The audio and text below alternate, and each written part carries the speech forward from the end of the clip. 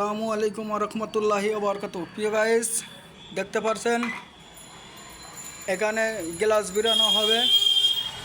এই দেখেন কীভাবে থাই বিরানো হয়েছে। আপনার বাসায়, অফিস, আদালতে যদি এভাবে থাই বিরাতে চান, এই দেখেন, এই যে, তাহলে যোগাযোগ করবেন জামিল থাই অ্যালুমিনিয়াম, রাজমহল হলের সংলগ্ন। এখানে এলেই আপনার বাসা বাড়িতে এভাবে অফিস আদালতে কাজ করাতে পারবেন।